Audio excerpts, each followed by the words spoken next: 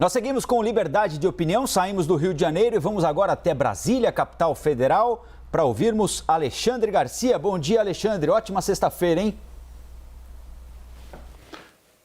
Bom dia, Colombo. Vamos aos assuntos desta sexta-feira. Vamos lá, Alexandre. Começando com o ministro da Saúde, Eduardo Pazuello, que ontem foi ao Senado. Ele foi convidado para ir ao Senado para dialogar com os senadores sobre o desempenho dele, ministro da Saúde, do governo federal como um todo, no enfrentamento à pandemia do coronavírus. Ele falou sobre diversos assuntos, dúvidas na compra de vacinas, há indicações sobre cloroquina e também falta de oxigênio em Manaus. Nós separamos aqui alguns trechos do que disse ontem o ministro da Saúde, Pazuello. Para vacinar o nosso país com a nossa população, precisaríamos fabricar vacinas.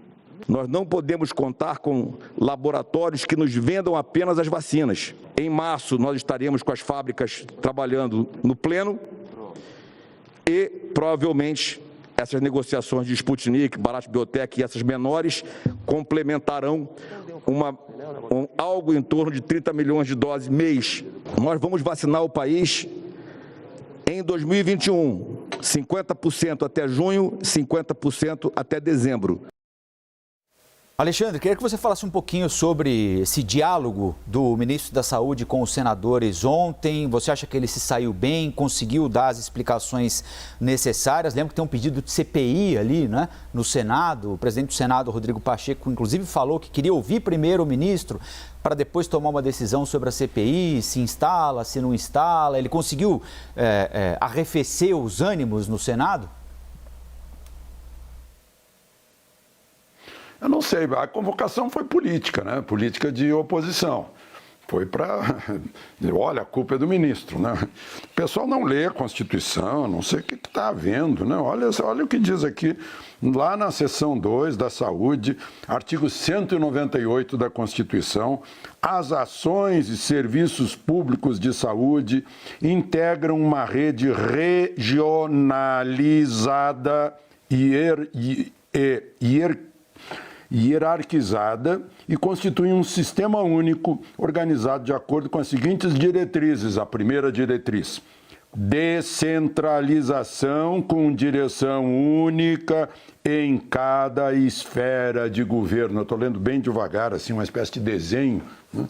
Porque se finge, quando vem a política que pega os neurônios, a pessoa não quer saber do que é, como funcionam as coisas, né? E não é o ministro, né? O ministro não é secretário de saúde do município de Manaus, nem é secretário de saúde do estado do Amazonas. Ele é ministro da saúde, né? Além de tudo, ele está dentro de um esquema em que funcionam juntos, com poderes, o Conselho Nacional de Saúde, o Conselho Nacional de Secretários Estaduais de Saúde e o Conselho Nacional de Secretários Municipais de Saúde. Tudo isso manda, né? Aí estão cobrando dele, só dele, né? Que chegou a passar por cima disso, né? Até por cima do que diz aqui o Supremo, no dia 15 de abril, né? Dizendo que tem que respeitar primeiro municípios e estados, né? Governadores e prefeitos, se tiverem de acordo, aí a União pode agir. E a União agiu, né? Ainda no sábado chegou o equivalente a 9 mil cilindros de oxigênio líquido, 180 toneladas de oxigênio líquido, dizendo que estavam faltando, e a União entrou com a parte dela, né? Manaus agora está aparecendo bons resultados, né? Graças ao esforço de médicos que estão aplicando protocolos para evitar que a pessoa vá para UTI, vá para respirador, vá para traqueostomia, né? Então, foi feito um grande esforço, ele ficou lá um tempão, então foi chamado, tem que ir, foi lá e deu os esclarecimentos necessários. Agora, você lembrou de Manaus, Alexandre? É claro que esse foi um dos temas dominantes do encontro do ministro Pazuello ontem com os senadores. Ele disse que o governo federal tem zero competência sobre a crise que ocorreu e ainda ocorre em Manaus. O Ministério da Saúde não tem qualquer competência para a fabricação, transporte e distribuição de oxigênio. O Ministério da Saúde não tem qualquer competência para a gestão e ações de saúde nos estados e municípios. Zero competência. Mesmo assim, eu levei todo mundo para Manaus. Ele fala em zero competência, como eu destaquei com o Sidney agora há pouquinho, no sentido de zero atribuição, responsabilidade na avaliação dele a respeito do colapso na saúde lá em Manaus e em cidades do interior do Amazonas também. É correta a afirmação do ministro, Alexandre? É correta, sim, porque ele devia receber o pedido, né, logístico de oxigênio na hora que faltou. Agora, eu vou dizer de novo isso aqui, né, porque Amazonas e Manaus, principalmente, o colapso da saúde foi construído em décadas. Não é agora, de repente. Tanto que grande parte do oxigênio que faltou é que a tubulação, a transferência de oxigênio não está funcionando, estava tudo sucateado, né? E quanto ao interior do estado, constatação de navios da Marinha que andam fazendo ajuda sanitária nos municípios. Cadê o prefeito? Não, o prefeito não mora aqui. O prefeito vem de vez em quando, né? Então, essa é a situação que a gente tem, né?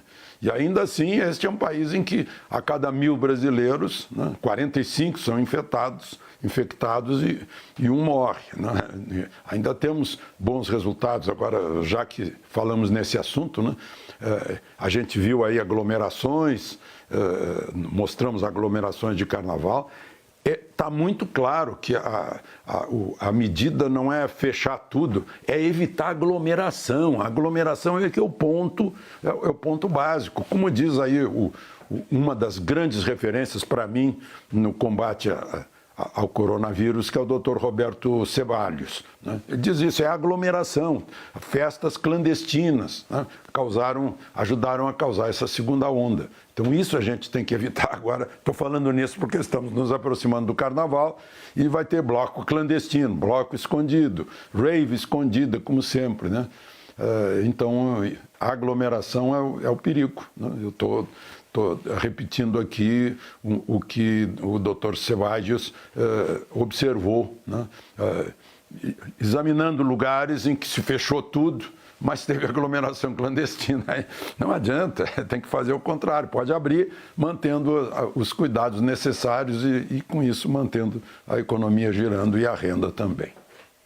Eu acho, inclusive, que a gente tem as imagens aqui que nós mostramos agora há pouquinho, daquelas festas clandestinas no Rio de Janeiro, pré-carnaval no Rio de Janeiro, né? A Prefeitura do Rio, Alexandre, assim como de outras cidades, está anunciando aí uma tentativa, olha aí as imagens, são de uma festa que ocorria ontem no Rio de Janeiro, aí chegou a polícia. Aliás, a polícia do Rio de Janeiro tem pouco trabalho, né? E tem de ficar dispersando marmanjos que sabem muito bem o que estão fazendo, o que podem e o que não podem fazer, não é, Alexandre? Agora é duro correr atrás. Se isso virar moda agora durante o carnaval, é difícil imaginar que exista contingente de policial militar, guarda civil, para fiscal de prefeitura, para correr atrás de tanta gente, né? Pois é, infelizmente a gente acredita que isso vai acontecer, né?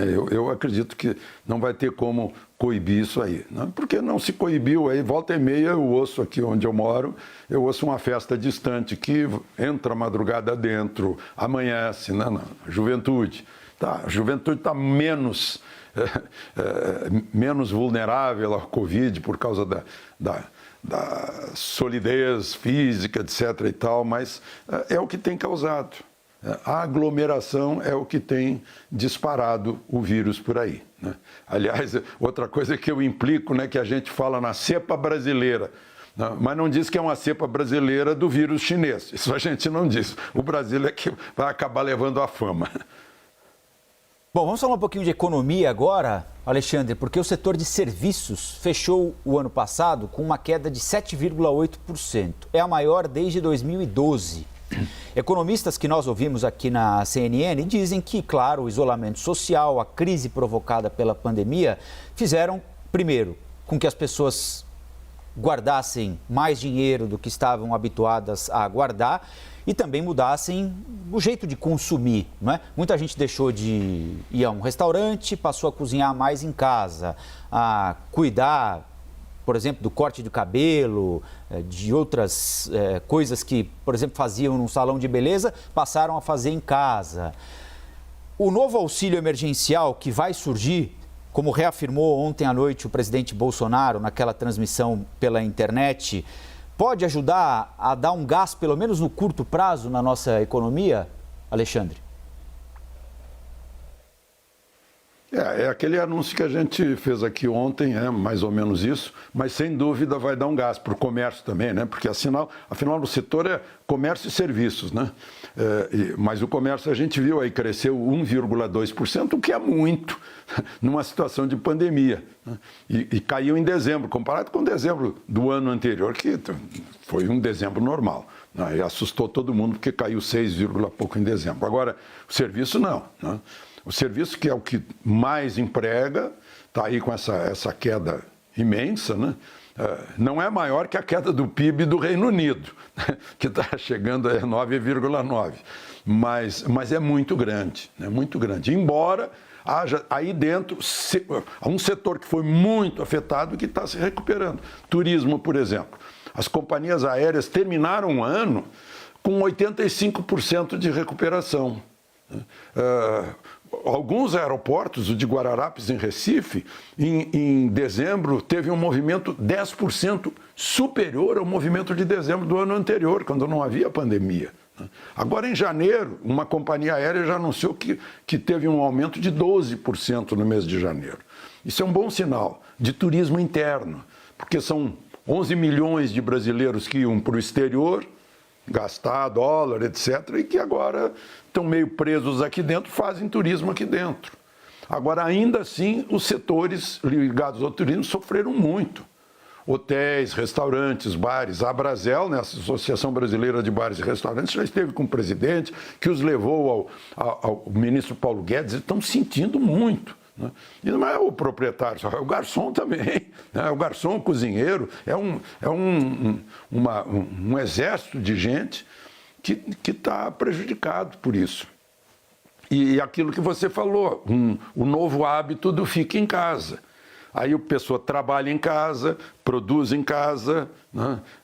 Se alimenta em casa e tudo bem, está havendo uma transferência, a transferência do setor de serviço para quem está trabalhando em casa, porque foi uma poupança que a pessoa que está trabalhando em casa fez, e principalmente o que vale mais a poupança de tempo. Né? Então, nós vamos ter daqui para frente hábitos que vão encurtar os custos de trabalho, os custos de produção. Vão dar mais produtividade ao trabalho, porque a gente se habituou a fazer coisas que a gente não fazia, ter que ir para um escritório para fazer a mesma coisa que a gente pode fazer em casa, por exemplo. Né?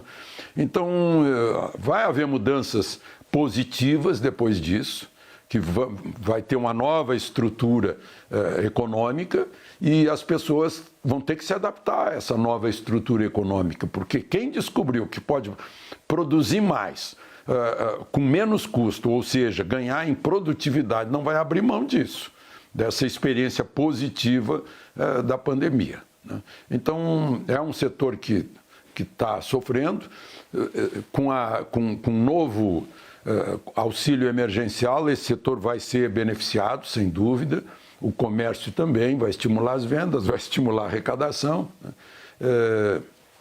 E está para sair isso aí, porque o essencial disso é que saia logo, né? Esses auxílios aí.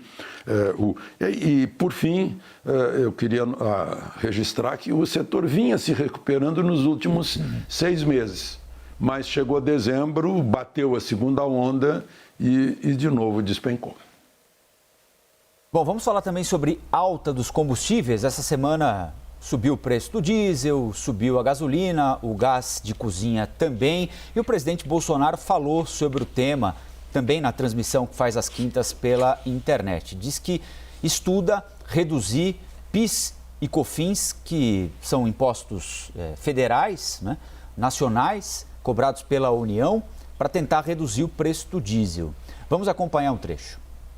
para tratarmos aí da redução do PIS/COFINS, que toda vez que se fala em reduzir qualquer imposto, né? Qualquer imposto não, a maioria dos impostos, você tem que ou majorar outros impostos ou criar um novo imposto. No que depender de mim, eu quero reduzir o PIS/COFINS, né, num primeiro momento aí, ao diesel. Se a gente conseguir reduzir o diesel, o feijão que você vai comprar, o arroz, seja lá o que for, que depende de transporte rodoviário, vai chegar mais barato na ponta da linha.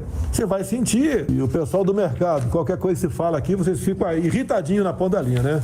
Sobe dólar, cai a bolsa. Pessoal, se o Brasil aí não tiver um rumo, todo mundo vai perder, vocês também, pô.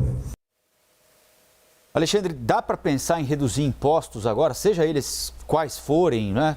Estamos falando aqui especificamente do diesel, né? No momento em que a gente está procurando moeda no fundo da gaveta para conseguir pagar nossas contas.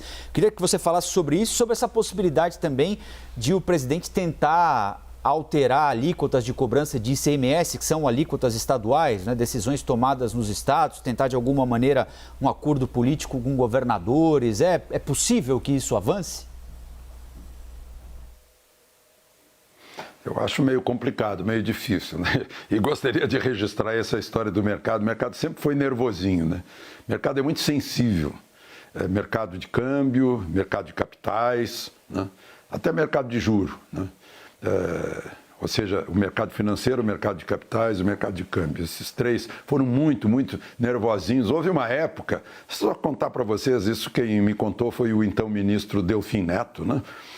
Ele descobriu, naquele tempo era tempo de telefone, não celular, e chegava sexta-feira, aliás, chegava quinta-feira, o sujeito jogava boatos no mercado. Na sexta-feira todo mundo vendia aquelas ações, ele comprava. Segunda-feira viam que era boato, valorizava, aí ele vendia valorizada, né? E o Delfim chamava isso de o lobo das quintas-feiras. Então esse nervosismo do mercado e o mercado fica aberto a qualquer tipo de informação, de boato, é muito comum. Agora, de agora em diante, com a autonomia do Banco Central, o mercado não vai ter que se preocupar mais com humores políticos de um ministro da Fazenda, ou de um presidente da República, ou com medidas populistas ou demagógicas, políticas, influenciando o Banco Central. Não vai ter mais isso, né? Não vai ter mais aquele boato de congelar a poupança, aquelas coisas, graças à autonomia do Banco Central. Agora, mexer em imposto para baixar o diesel, eu fico torcendo para que a Petrobras, sim, tenha uma sensibilidade, sinta no ar o perfume das necessidades do país, né, em relação ao preço do diesel, ao transporte rodoviário, que a gente está muito centrado em transporte rodoviário, mas se a gente tivesse centrado em cabotagem e em ferrovia também, provavelmente iríamos queimar diesel, né? Então, o óleo combustível. Então temos, eu acho que talvez a Petrobras pudesse dar um aperto aí em alguma coisa, também junto com os apertos do governo, para resolver essa questão do diesel, que é, sim, uma questão importante, séria, né? E que tem reflexos na economia brasileira. Alexandre, queria fazer uma última pergunta a você sobre um projeto de lei que foi aprovado ontem, que impõe multa pecuniária, possibilidade de prisão também para quem eventualmente furar a fila da vacina. Nós precisávamos chegar a esse ponto, Alexandre, transformar em lei algo que deveria ser mais básico, né? O respeito entre os indivíduos? Olha só, o Marcos Valério, lá no Mensalão, foi condenado, acho que há uns 36 anos, por aí, eu estou chutando, mas é por aí. E está em casa. Agora imagina uma lei que condene alguém a 3 anos. Ele não vai para a prisão. Aqui no Brasil, não. Vai ser em regime semiaberto. Se ele for réu primário, então, né, vai para regime semiaberto, ou se for, né, prisão domiciliar. Né, talvez a multa funcione, né, pega na parte mais sensível do corpo, que é o bolso. Mas não pode ser uma multa de R$300, em que a pessoa, tudo bem, vai custar R$300 a minha vacina, então eu pago. Né? É o que eu pagaria na clínica particular. Né? Tem que ser uma multa pesada, 5 mil para cima, né? Para coibir isso. Para coibir, só para assustar o assustado. Porque o sujeito que vai furar fila em vacina é um assustado também, né? Está morrendo de medo. Então, para assustar o assustado, fazer isso. Agora, aí temos que considerar, né, assim como eu disse há pouco, que não vejo possibilidade de se coibir blocos clandestinos de carnaval, eu tenho que considerar que furar fila e obter atestado falso para ter prioridade na vacina, atestados falsos e furador de fila são, infelizmente, instituições nacionais que revelam o nosso nível de falta de civilidade. Alexandre, ótima sexta-feira, um excelente final de semana para você e nós voltamos a conversar aqui no Liberdade segunda. Aproveitem o fim de semana.